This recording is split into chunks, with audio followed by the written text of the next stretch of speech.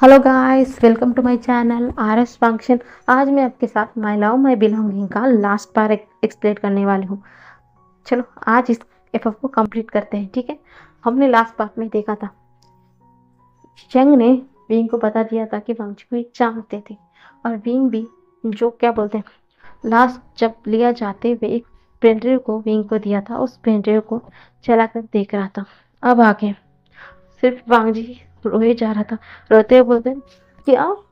हाँ, मैं मानता हूँ कि मैंने गलत किया, मैंने अपने बच्चे को मारा, मैं हूँ खुद, पर मैंने उसने जानबूझ के नहीं किया, जानबूझ के नहीं किया। मैं वैसा अरगेंट बच्चा रहा, क्या उसमें सिर्फ मेरी गलती है? मेरी गलती है क्या? पता है, एक इंसान जैसा एक गुड़िया को बनाता है ना, वो गुड़िया भी वैसा ही बनता है। मैं तो बच्चा था ना, मैं तो बच्चा था।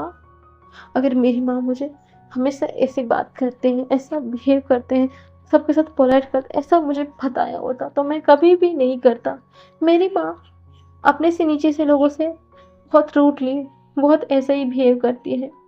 वो हमेशा से कहती थी कि लोग ना मतलबी होते हैं, हमसे छोटे लोग ना, जब सिर्फ हमारे पैसे के पीछे पड़े हुए, ऐसा ही बताया था, तो मैं भी ऐसा ही पड़ा हुआ। और ऊपर से मेरे दोस्त भी मुझे ऐसे ही मिले, वो लोग भी जिस तरीके से मेरे दोस्त भी मिले वैसे ही मिला। अगर मेरी माँ बचपन से मुझे डांट कर, मुझे मार कर ये सब कुछ गलत है बताई होती, मैं कभी ऐसा रास्ते पे नहीं जाता, ऐसा बड़ा नहीं बनता। और मैं वैसा वैसा बड़ा बनते गया, मैं एरोगेंट बनता गया, मैं जिद्दी, जो मैं करूँ वही सही, ऐसा बनता गया। एक दिन मेरी जिंदगी में आई। मैं उससे प्यार तो बिल्कुल नहीं करता, बस थोड़ा सा अट्रैक्ट हुआ, बस उतना ही। जब सब खत्म हो गया, मैं इतना ज्यादा अरेगेंट बन गया। अचानक मेरी मॉम को ये रियलाइज होता है कि वो इतने दिन तक उन्होंने जिस तरीके से मुझे ऐसा ही अपने हाल पे छोड़ा, वो गलत है। उन्हें रियलाइज हुआ, और उसके चलते उन्होंने जल्दी से अचानक आकर मुझे दरवाजे में, क्या बोलते हैं, घर में कैद कर लेते हैं। वो बोलते हैं कि मैं सुधर जाऊं, तो मैं कैसे सुधर जाऊंगा? मुझे क्या उस सुधरने का वक्त भी नहीं दिया। 4 दिन के अंदर ही मुझे एक स्ट्रेंजर के साथ शादी करवा दिया। जो मैं जिस तरीके से बड़ा हुआ हूँ, मुझे कोई भी चीज़ थोपना पसंद नहीं है, और मेरी माँ ने पीन को मेरे ऊपर थोपा, जो चाहे मुझे करवाया। जिस तरीके से मैं बड़ा होते गया, मेरे ऊपर ईगो, सब कुछ बहुत घमंड, सब कुछ ज़्यादा ही था। जब मीन को मेरी लाइफ में दिया, मुझे बहुत गुस्सा आया। पर ट्रस्ट मी, मैंने जिस दिन वीन को देखा, तुम्हें पता भी है, मैं उसे पहली नज़र का प्यार कर बैठा था।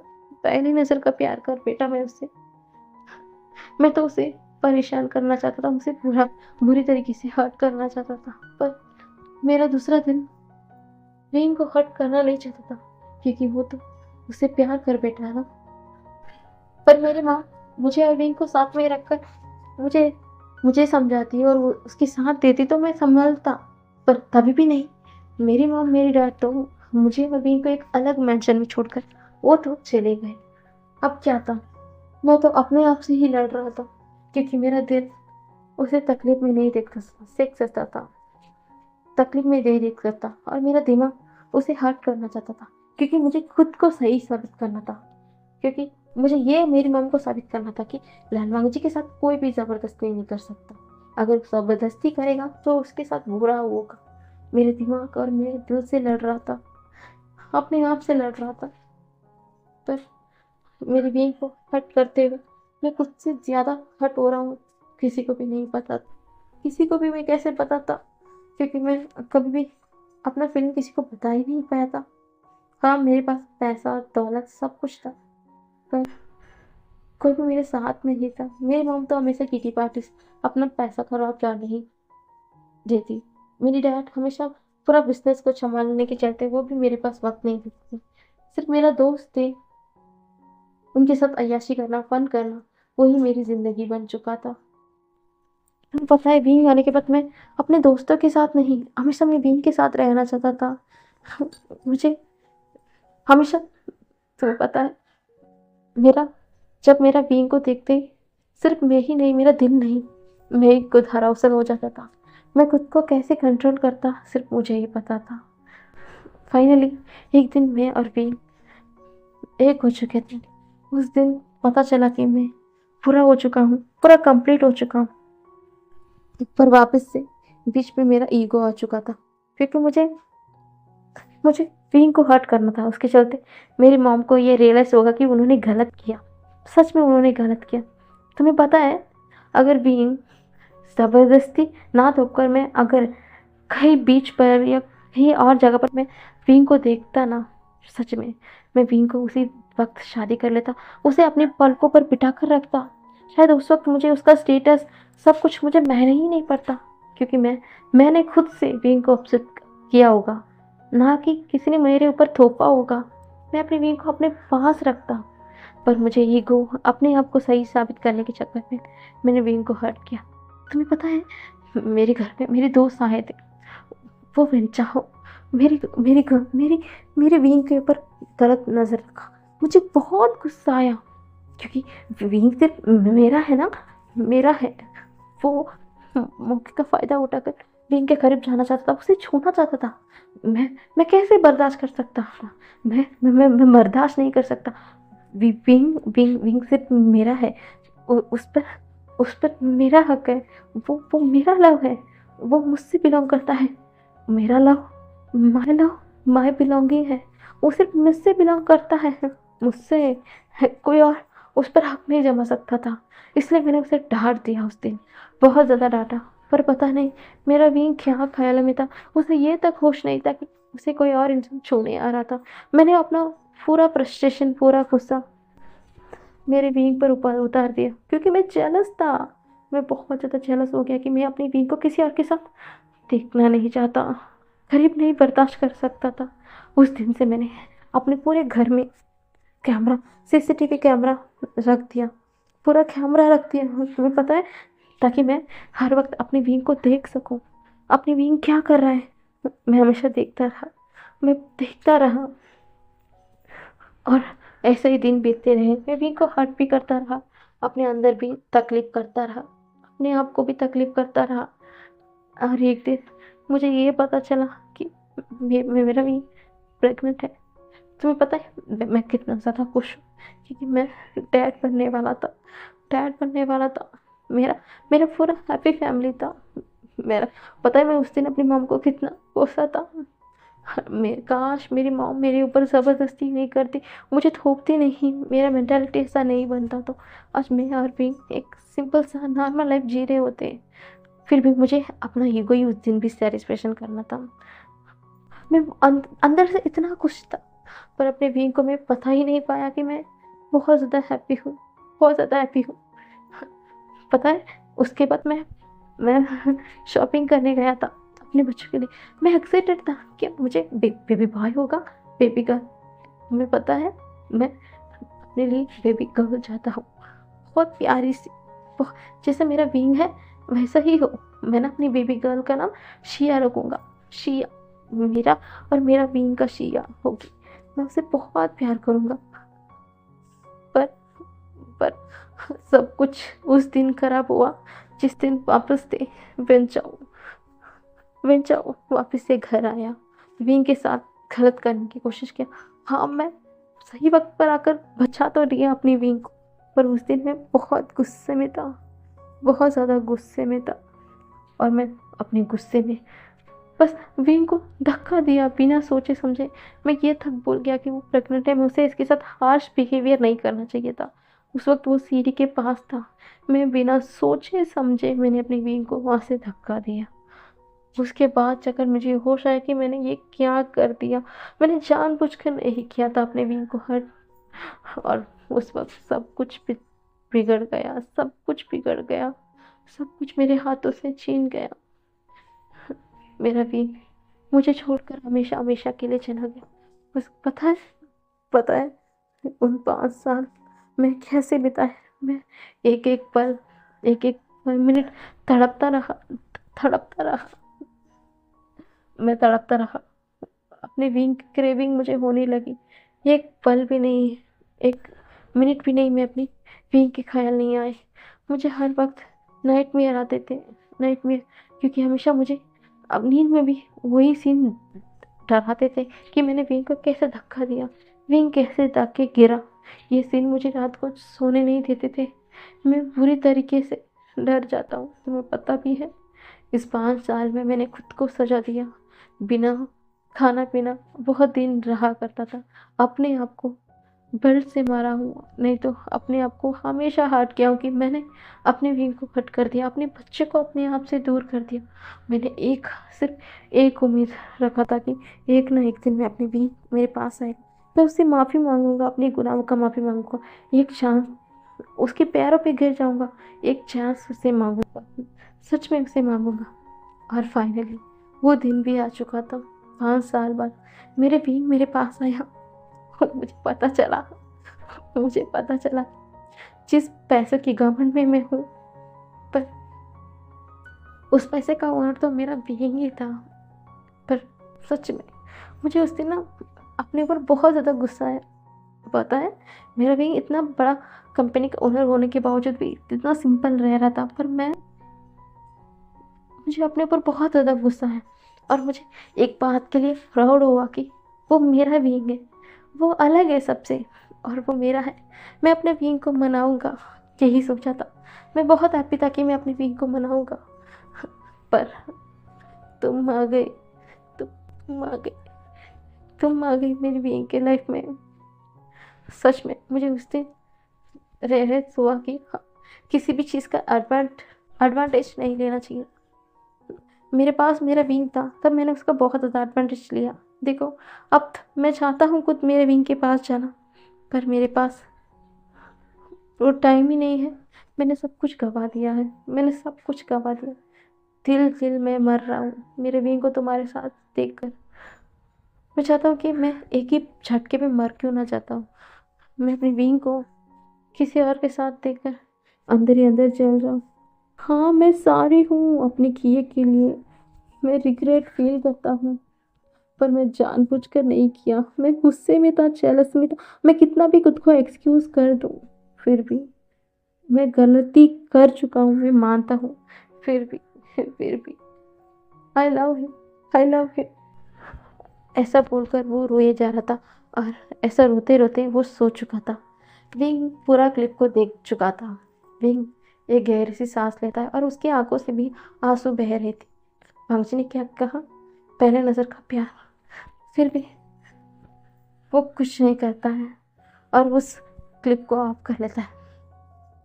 अब ऐसे ही धीरे धीरे दिन बीत रहा था। विंग धीरे धीरे वांगजी से बात कर रहा था। बात करते करते कब 6 महीने बीत गए किसी को पता नहीं चलता था। अब विंग भी तैयार था वांगजी को एक चांस देने के लिए, क्योंकि सब लोग ने उसे समझाया था। यहाँ तक कि शुयांग तक के बोल रहा था कि प्लीज़ बॉस एक चांस दे दीजिएगा। सब लोग बोल रहे थे। अब विंग वांगजी से क्या बोलते हैं शादी करने के लिए मान चुका था। आज 6 महीने बाद विंग और वांगजी की शादी थी।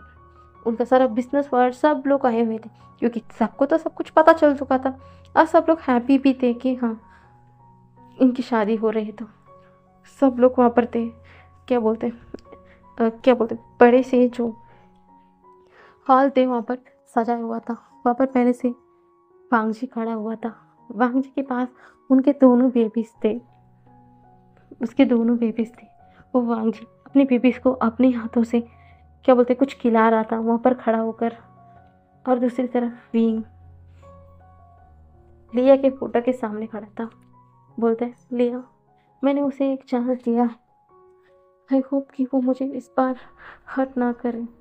सच्चाई तो ये है कि मैं आज भी उसे ही प्यार करता हूँ, इसलिए तो मैं मूव ऑन नहीं कर पाया, क्योंकि वो मेरा पहला आखिरी प्यार है। बस इस बार मुझे हर्ट ना कर दे, नहीं तो मैं पूरी टूट जाऊंगा। लिया ऐसा बोलते हुए अपने आप को एक बार मिरर में देखता है। उसके बाद वो भी हाल के लिए जहाँ पर वांगजी खड़ा हुआ था वो चला जाता है। सब लोग जैसे ही देखते हैं कि विंग बाहर आया है, सब लोग के फेस में स्माइल थी। वांगजी की नज़र जैसे ही विंग पर पड़ती है, उसकी सांस तो एक मिनट हटकी गई थी। वो पुरानी यादों में खो चुका था। यही हाल तो जब विंग को देखने के बाद उसे हुआ था, उस वक्त तो वो समझ नहीं पाया था वो क्या है, पर आज समझ पा रहा है क्योंकि ये उसका प्यार है जिसके बिना वो जी नहीं पाता। एक बार उसने गलती कर दिया है, अब नहीं करेगा, अब बिल्कुल नहीं करेगा। अब उसे अपनी आखिरी सांस तक संभाल कर रखेगा, अपनी आखिरी सांस तक। यही बोलते हुए एक स्माइल करता है विंग। विंग भी धीरे धीरे कर कर वांग जी के पास आ जाता है। वांग जी के साथ आकर एकदम उसे हाथ पकड़ते हुए खड़ा हो जाता है। तब पृष्ठ उन दोनों को वापस लेने के लिए बोलते हैं और एक किस के साथ उस मैरिज को सील किया जाता है। विंग और वांग जी सबसे मिल रहे थे। सब लोग बहुत हैप्पी थे कि चल इतने टाइम बाद सब कुछ अभी सही ट्रैक पर आ रहा था। दूसरी तरफ विंग और वांग जी, विंग दोनों बच्चों को लेकर उनके वापस वी मैंशन के अंदर ही आ रहा था। तभी जो मिस्टर क्लैन और मिसेस क्लैन थे वो बोलते हैं कि एक बच्चे को हमें दे दो, हम हैंडल कर लेंगे। तभी मैडम यू और बोलते हम बच्चे को हैंडल कर लेंगे, अब तो बच्चे भी थोड़ा भरे हो रहे हैं ना, हम देख लेंगे। ऐसा बोलकर दोनों बच्चे को ले लेते हैं क्योंकि अभी भी, हाँ भले ही इन दोनों की शादी हो गया है, फिर भी इन दोनों को वक्त चाहिए एक दूसरे के साथ, तभी सब कुछ धीरे धीरे सॉल्व होगा। यही बोल रहे हैं। यही बोलते हुए वो लोग चले जाते हैं। दूसरी तरफ विंग और वांग जी, विंग और वांग जी के कमरे में थे। हाँ, पहले भी वो लोग एक साथ नहीं रहे थे, अलग अलग कमरे में ही रहे हैं।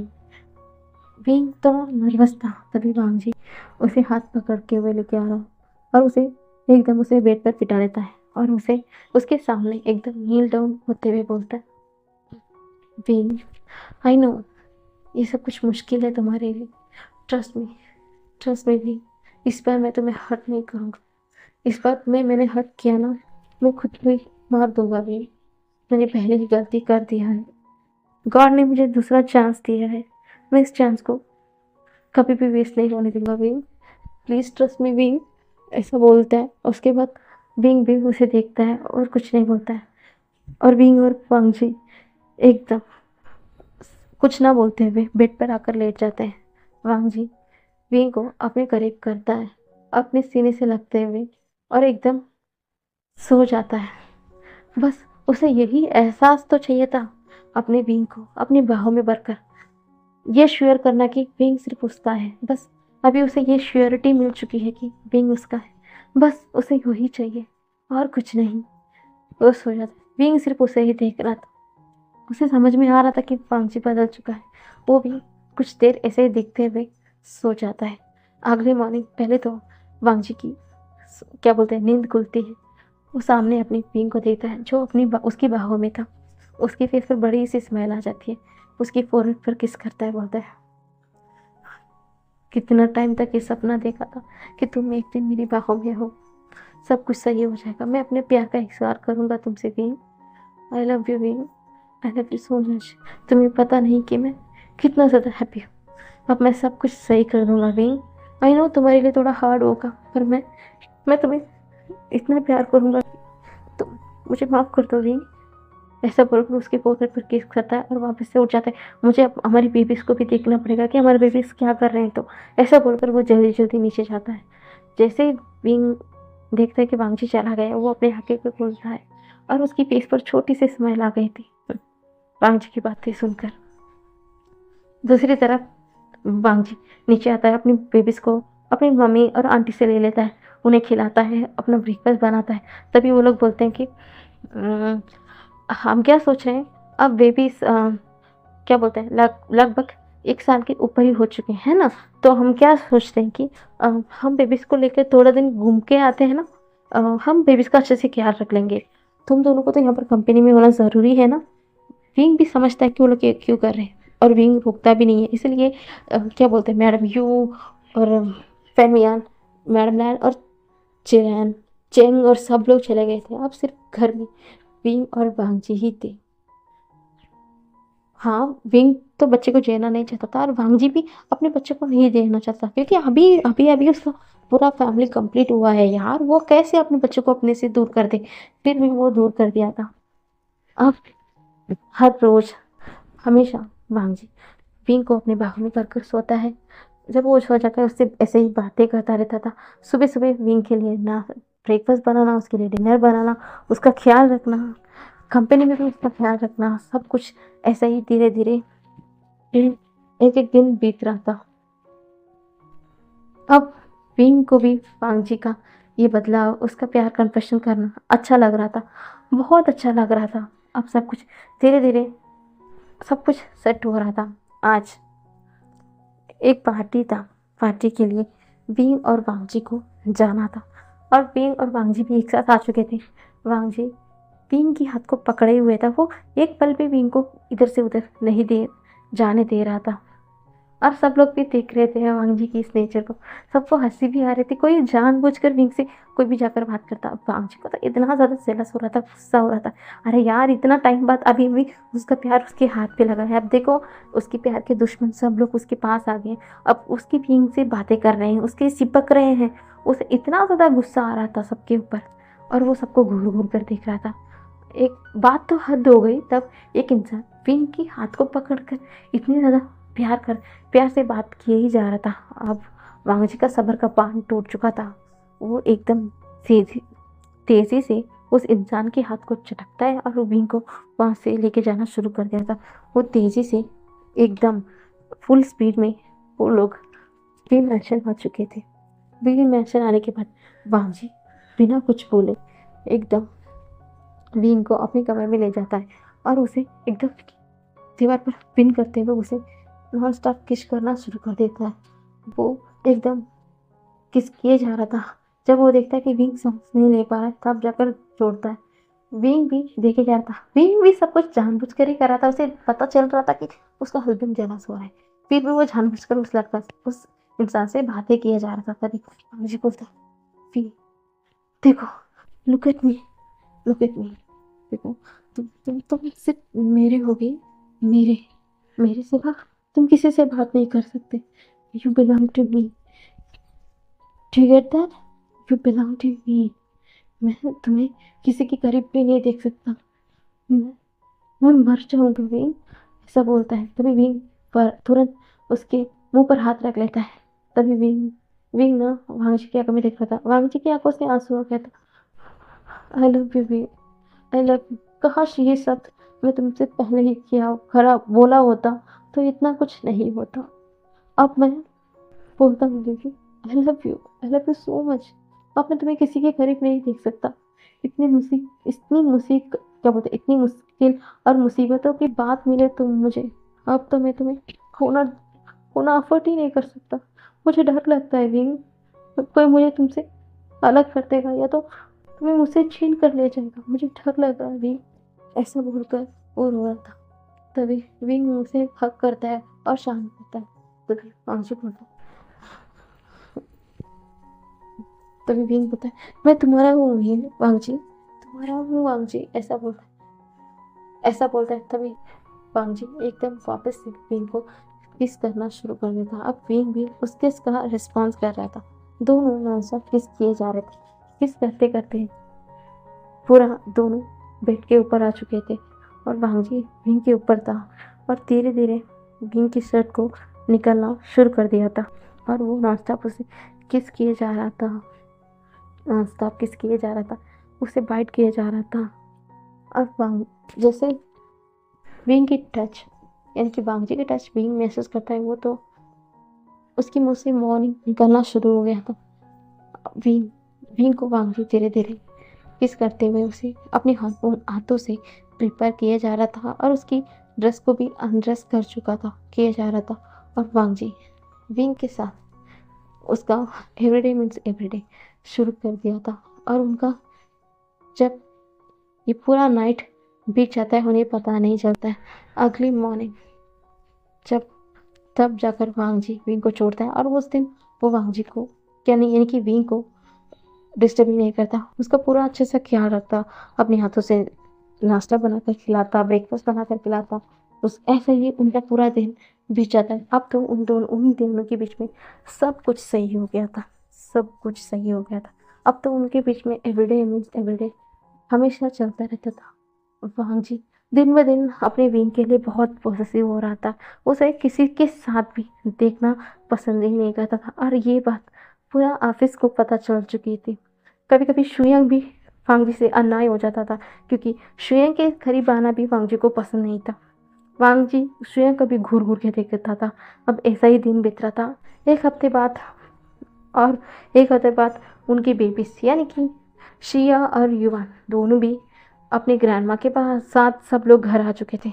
वो लोग देखते हैं कि हाँ आप सब कुछ सही है। वो लोग भी इसीलिए तो गए थे। तो सब बहुत ज़्यादा हैप्पी थे, बहुत ज़्यादा हैप्पी थे। वांगजी अपने बच्चों से भी बहुत ज़्यादा प्यार करता था और बच्चों विंग और वांगजी के साथ ही उस दिन रहती है पूरा रात। वांगजी अपने बच्चों का ख्याल रखता था, उसके साथ साथ विंग का भी ख्याल रखता था।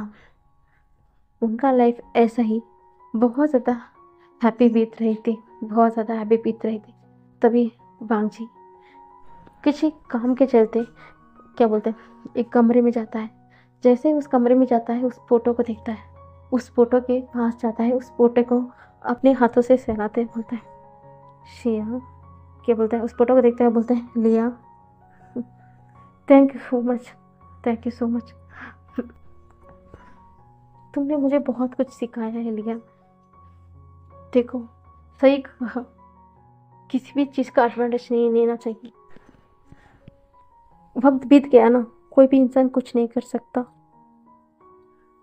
तुमने मेरी ज़िंदगी में एक अच्छा पार्ट मिला है, क्या बोलते हैं पार्ट सिखाया, और तुम एक अच्छी दोस्त भी मेरी बन चुकी हो। देखो आज तुम्हारे गाँव मेरे साथ बहुत हैप्पी है। मैं तुम्हारे गाँव को हर्ट नहीं किया है। मैं जैसा तुमसे कहा है ना कि मैं तुम्हारे घर का अच्छे से ख्याल रखूंगा और बच्चे का भी मैं कर रहा हूँ लिया, बच्चे का भी ख्याल रख रहा हूँ, तुम्हारे गाँव का भी। पर सच कहूँ ना गा, सच कहूँ ना लिया, सच्चाई तो ये है कि तुम बोलती थी ना कि तुम मुझसे जलस फील करती हो, पर मैं बोल रहा हूँ लिया कि मैं तुमसे बहुत जलन फील कर रहा हूँ।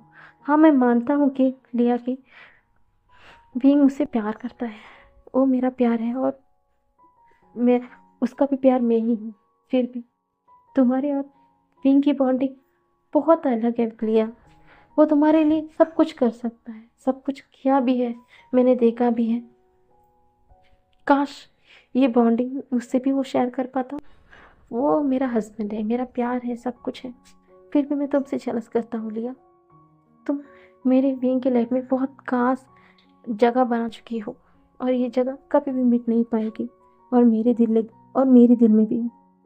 और आई प्रॉमिस कि मैं तुम्हारे घर का बहुत अच्छे से ख्याल रखूंगा। ऐसे बोलते हुए दूसरे कमरे में चला जाता है जहाँ पर उसके दोनों बच्चे को वेंग देख रहा था।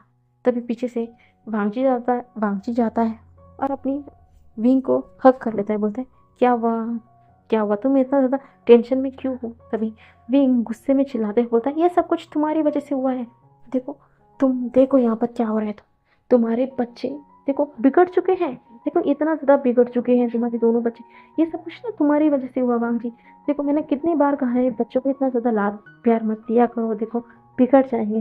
देखो क्या हो रहा है, तो कोई भी कुछ भी बात ही नहीं सुन रहा था। तभी वांग जी बोलते हैं क्या हुआ नहीं, देखो इतना गुस्सा मत करो, ये हमारी बीबी है, अगर इस वक्त हम नहीं बिगड़ेंगे तो कैसे चलेगा।